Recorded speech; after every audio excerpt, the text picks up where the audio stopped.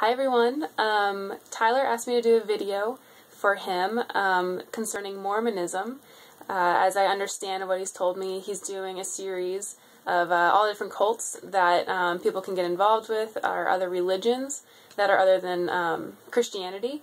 And so far I hope you're enjoying the series. I think that sounds wonderful because I think as a Christian you need to know what's out there. You need to know who the people around you, what they're doing as far as their religion or what do they believe in, as well as just knowing more about what do I believe in, and more solidifying your faith in Jesus and understanding the differences that you may have with other religions, even religions like Mormonism that say we believe in Jesus, but in Christianity we say they're not Christians. And I hope this video kind of helps a little bit as to why that is. I'm not going to give the full overload of Mormonism. I think I'm going to leave that to Tyler.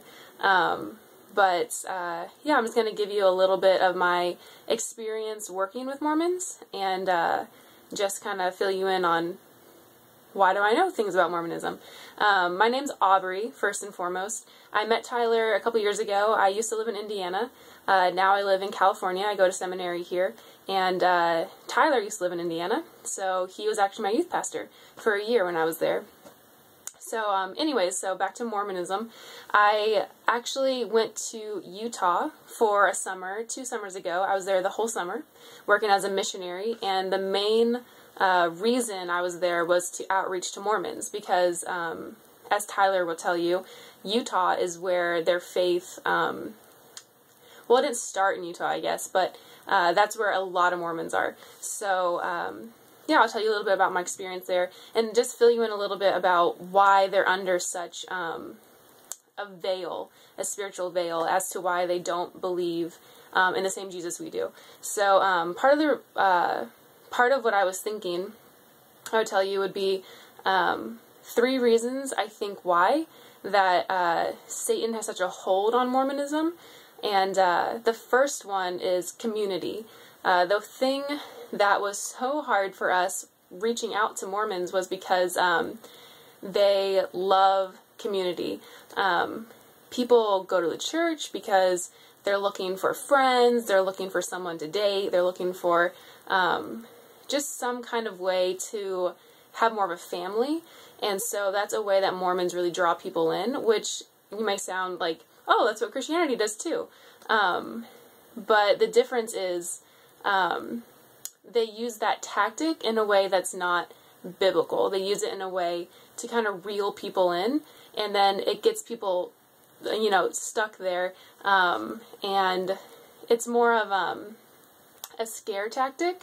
So people come in, they get into community, but once they're in, you cannot really leave without being ostracized or being alienated from your job, from your community in your neighborhood, from a lot of different aspects of life if you leave Mormonism. So that's one way I think there's such a draw to Mormonism, is because people are so in community everywhere you go, especially in Utah. Another reason I think Mormons have such a veil over their eyes and their ears to the truth about Jesus is because they're not allowed to doubt. They're not allowed to ask questions. Their leaders tell them if you have doubt, it's synonymous with sinning. And as Christians, we know that God allows us to ask questions. He allows us to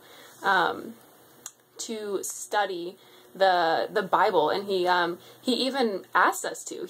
He wants us to know why we believe what we believe. And for Mormons, they're discouraged from that.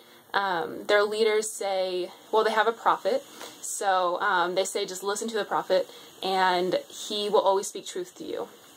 That's not true. He doesn't hold to what the Bible teaches, and their religion doesn't hold to what the Bible teaches. So that's another reason they're not, that I think they have a veil. The third reason is kind of piggybacking off the last one, is that they don't read the Bible in an honoring way to God, because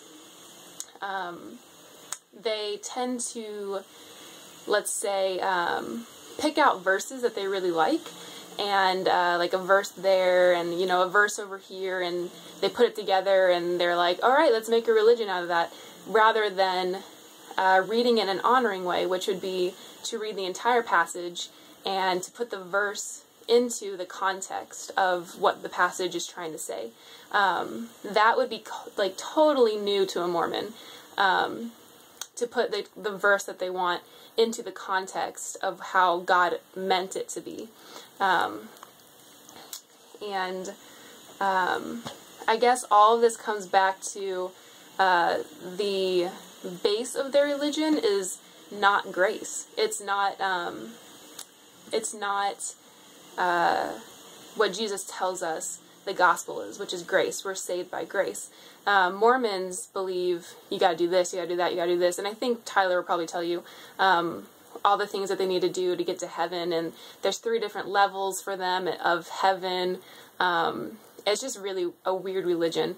But all of this coming together, you know, they're not allowed to doubt. They don't read the Bible in a way that's honoring to God, and the community keeps them in the community and won't allow them to really leave without losing their job, or you know, being alienated in their neighborhood, or all their or their kids losing all their friends. So it's a dangerous cult. It appears very nice. It appears like you're going to get a family and you're going to get money, and you know, you'll get health and wealth, and but that's not true. In fact, Utah is one of the #1 states in America that has the most antidepressants, and they don't talk about this. It also has really high rates of suicide because Mormons don't talk about it. They just keep putting, you know, a mask on. And so as Christians, we're called to outreach to them, we're called to love them, and we're called to talk to them about Jesus. And yeah, I hope this helped.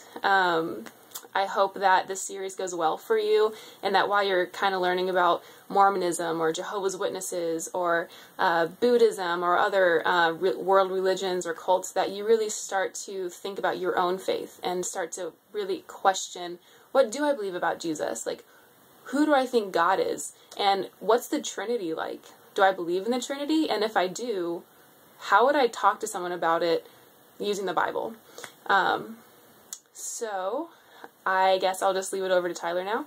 And I hope you guys enjoy the series. And God bless.